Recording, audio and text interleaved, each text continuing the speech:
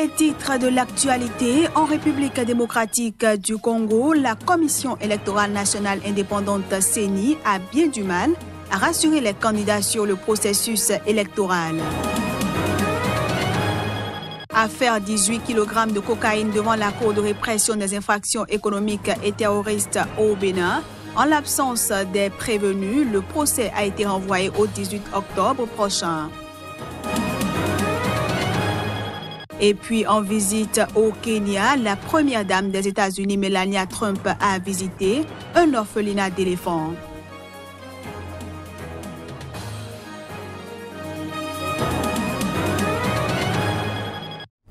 Voilà pour les titres. Bienvenue à tous. Le prix Nobel de la paix a été attribué ce vendredi au médecin congolais Denis Mukwege et à la Yazidi Nadia Mourad, ex-esclave du groupe État islamique, pour leurs efforts pour mettre fin à l'emploi des violences sexuelles en tant qu'arme de guerre. L'un gynécologue, l'autre victime, Denis Mukwege et Nadia Mourad incarnent une cause planétaire qui dépasse le cadre des seuls conflits, comme en témoigne le raz-de-marée planétaire MeToo, déclenché il y a un an par des révélations de la presse. En République démocratique du Congo, les candidats à la présidentielle ont rencontré Corneille Nangaa, le président de la Commission électorale nationale indépendante. C'était ce jeudi à Kinshasa. À l'initiative de la Commission électorale nationale indépendante, les candidats à la présidentielle ont rencontré ce jeudi à Kinshasa Corneille Nangaa. Au cours de cette réunion, les candidats de l'opposition ont demandé des précisions sur le financement des élections. Ils ont aussi une fois de plus rejeté l'usage de la machine à voter, cet outil de vote par écran tactile qui doit être utilisé pour la première fois dans le pays lors des élections de décembre prochain. Mais pour la Commission électorale nationale indépendante, il n'y a pas d'autre alternative envisageable s'il faut respecter l'échéance du 23 décembre. Les opposants ont également demandé que soient extirpés des listes électorales les 16,6% des électeurs enrôlés sans empreinte digitale qu'ils considèrent comme électeurs fictifs. En réponse à cette demande, la CENI a estimé que c'était un faux débat étant donné que la loi n'exclut pas du processus électoral les électeurs concernés par ce cas. Face à ces divergences, la CENI et les 21 candidats ont décidé de la mise sur pied d'une commission technique pour poursuivre les discussions. La prochaine rencontre entre toutes les parties prenantes est fixée à la semaine prochaine. Au Bénin, la Cour de répression des infractions économiques et terroristes CRIET, récemment créée, a effectivement connu ce jeudi du dossier 18 kg de cocaïne. En l'absence des prévenus, dont l'homme d'affaires Sébastien Ajavon, devenu acteur politique, le dossier a été renvoyé au 18 octobre prochain. Reportage. C'est dans un environnement ultra sécurisé avec un fort détachement d'hommes armés que s'est ouverte l'audience devant connaître de l'affaire dite de 18 kg de cocaïne, cette fois-ci devant la CRIET, la Cour de répression des infractions économiques et terroristes, le nouveau-né de l'appareil judiciaire béninois. En l'absence des prévenus, le débat de fond n'a pu se faire. Il y a surtout l'article 428. Le parquet a fait le choix d'évoquer l'article 423, considérant que c'était une étape obligée de l'application de l'article 428. Mais la lecture de l'article 428 est d'une clarté tellement limpide qu'elle ne permet pas la contestation ou la remise en question. La représentation est autorisée. Deuxièmement, dans son principe de liberté, le prévenu a le droit de venir ou de ne pas venir devant une juridiction à la condition qu'il soit représenté. C'est un principe international. Nous le trouvons même devant les juridictions internationales où la représentation est possible. Je rappelle d'ailleurs à titre d'exemple que nous sommes allés plaider avec Maître Isiaka Mustafa devant la Cour africaine des droits de l'homme et des peuples. Et là, monsieur Sébastien Ajavon n'était pas présent, il était représenté. C'est-à-dire que devant une juridiction internationale, on a le droit de représenter son client, mais devant une juridiction béninoise, on ne peut pas plaider, on ne peut pas défendre, on ne peut pas argumenter pour un homme parce qu'il n'est pas là. Pour les avocats de la défense, c'est une audience qui n'aurait jamais dû se tenir. Ils ne sont pas inculpés, ils ont déjà été jugés. Ils ont déjà été relaxés. Et encore un grand principe de droit pénal international est celui de dire que lorsqu'on a été jugé pour des faits, on ne peut pas être jugé à nouveau pour les mêmes faits. C'est une règle mondiale. Je n'imagine pas que la justice béninoise serait aux ordres du politique. Pour les populations ayant effectué le déplacement de la Criette, malgré l'accès presque impossible, aucun doute, on est en face d'un procès politique. Gouverner, c'est prévoir. S'il ne veut pas gérer le pays là, il n'a qu'à le laisser la paix. Oui, et aller ailleurs. C'est ça. Adjavon n'a rien fait pour Talon pour le il n'a rien fait pour Talon pour le mal. Et maintenant Talon est en train de poursuivre Adjavon. Il ne voulait pas se retourner. Oh, c'est pas bon. Et il rend même le pays dans la misère. Tout le monde se plaint. Le 18 octobre là, on sera encore là. Et on sera là même plus, on sera là en mars.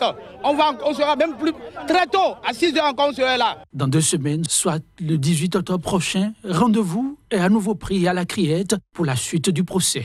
Les prévenus effectueront-ils enfin le déplacement? C'est la question qui préoccupe désormais plus d'un.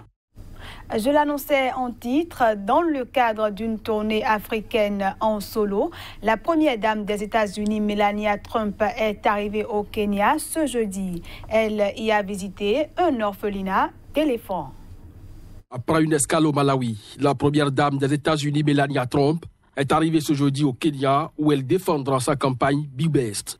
Il s'agit d'un projet humanitaire essentiellement dédié aux enfants, dont elle espère accroître les capacités en collaboration avec l'Agence américaine de développement USAID. Agence également présente au Kenya, participe à divers programmes, notamment sur la petite enfance, l'éducation ou encore la prévention du VIH-Sida. Au Kenya, Melania Trump rencontrera la première dame, Margaret Kenyatta, qui anime une initiative similaire, Beyond Zero Initiative, destinée à atténuer les problèmes de santé des mères et enfants de son pays. Dans le cadre de son séjour, la première dame des États-Unis va visiter un orphelinat d'éléphants. La prochaine et dernière étape de sa tournée africaine sera l'Égypte. Ce sera ce samedi. En Centrafrique, l'art est mis au service de la justice. La première représentation d'une pièce de théâtre vise à sensibiliser les Centrafricains à la création et au fonctionnement de la Cour pénale spéciale. L'audience de la Cour pénale spéciale est ouverte. Ni juge, ni accusé en face de lui, mais une centaine de spectateurs amusés. Dans la capitale centrafricaine Bangui, ils sont venus assister à la première représentation d'une pièce de théâtre préparant les Centrafricains à la mise en œuvre de la Cour pénale spéciale. Tantôt triste, tantôt comique, les scènes retracent à travers des drames personnels l'histoire tumultueuse de flambées de violence de la Centrafrique, aujourd'hui sous la domination de groupes armés qui en contrôlent la grande majorité du territoire. Et la pièce était vraiment claire. Alors je n'ai rien à y ajouter là, parce qu'il y a même d'autres choses qu'on n'a pas su, mais là, en suivant ce théâtre-là, on a su beaucoup de choses. Les comédiens vont jouer dans des villages, dans des villes où il n'y a pas d'espace scénique. Donc ils vont être au cœur des habitations, sur des places publiques, avec les populations. Donc on a prévu, il y a 3 tableaux, hein, vous avez pu vous en rendre compte, donc 3 tableaux qui expliquent le rôle, le fonctionnement, ce que fera et ne fera pas la CPS. C'est une manière de vulgariser aussi le propos, parce que c'est compliqué, la Cour pénale spéciale. C'est le théâtre distrait, et puis à la fin, c'est l'éducation. Donc c'est ce que nous, on essaie de faire, et avec nos langages de chez nous, où tous les Centrafricains comprennent bien. Là, c'est ça là que nous, on a dit un langage facile pour permettre la compréhension et la facilité dans la lecture des jeux que nous, on fait. La tournée qui commence le 9 octobre passera par la majorité des grandes villes du pays. Créée en 2015, la CPS entend juger les violations graves des droits de l'homme, crimes de génocide, crimes de guerre, crimes contre l'humanité commises dans le pays depuis 2003. Ce journal se poursuit au Vietnam. Les douanes ont saisi plus de 8 tonnes d'ivoire et d'écailles de pangolin dissimulées dans un bateau en provenance du Nigeria. C'est ce qu'a déclaré ce vendredi la police. Les douanes vietnamiennes ont saisi plus de 8 tonnes d'ivoire et d'écailles de pangolin dissimulées dans un bateau en provenance du Nigeria. Il s'agit de la plus importante prise de ces dernières années. La semaine dernière, 805 kilos d'écailles de pangolin et 193 kilos d'ivoire, également en provenance du Nigeria, avaient déjà été saisis. Bien que le commerce d'ivoire soit officiellement interdit au Vietnam depuis 1992, le pays est un marché de choix pour les défenses d'éléphants, en plus d'être un point de transit vers la Chine voisine. Le commerce illégal d'ivoire est la troisième forme de trafic le plus rentable après les stupéfiants et les armes. Il est alimenté par une forte demande en Asie et au Moyen-Orient, où les défenses d'éléphants sont utilisées dans la médecine traditionnelle et en ornementation. Quant aux écailles de pangolin, elles sont recherchées en Asie du Sud-Est pour leurs prétendues propriétés médicinales contre l'acné, le cancer ou l'impuissance. Place à la revue de presse.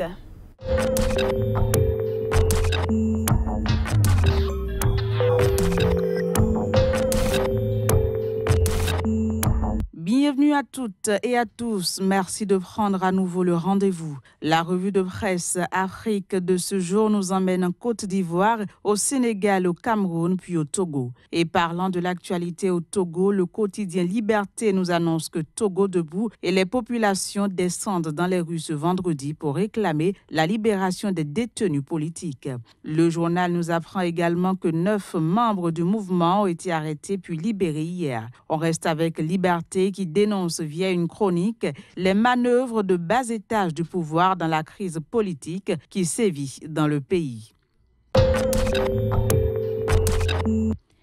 L'actualité politique nous emmène aussi au Cameroun où le journal La Météo nous apprend que Benoué-Est est pour un plébiscite de Paul Biya. On reste avec La Météo qui écrit en gros titre que l'honorable Djomgoué mobilise Yaoundé 2 derrière Paul Biya. Parlant toujours de la campagne électorale au Cameroun, Grégoire Owonan via Info Matin Quotidien assure qu'une coalition de 8 n'ébranlera pas Paul Biya. À sa première page, le journal Matila dénonce la politique de l'emploi des candidats. Entre illusion et colmatage, peut-on y lire. L'œil du Sahel, quant à lui, révèle les attentes des enseignants vis-à-vis du prochain chef d'État camerounais. Et pour finir avec l'actualité au Cameroun, le quotidien L'Épervier dénonce la mauvaise foi des détracteurs de Paul Biya qui ne reconnaissent pas ses mérites. Sabotage de l'élection présidentielle, les raisons du silence des ONG font également la une de ce journal.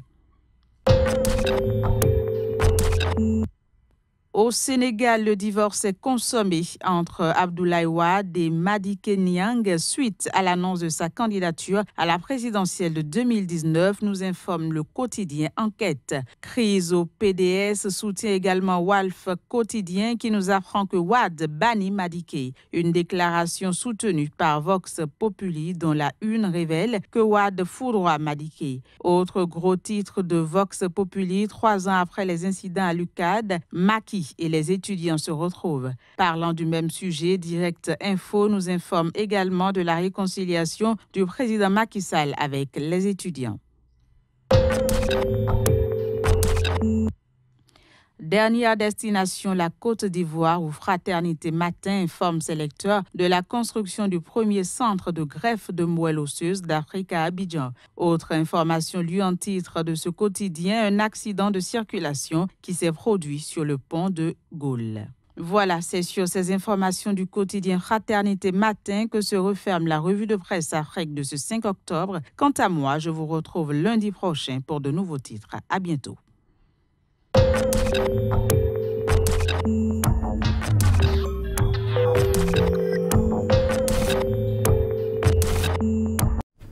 Et voilà, mesdames, messieurs, c'est sur cette revue de presse africaine que prend fin cette édition, que je vous remercie d'avoir suivi.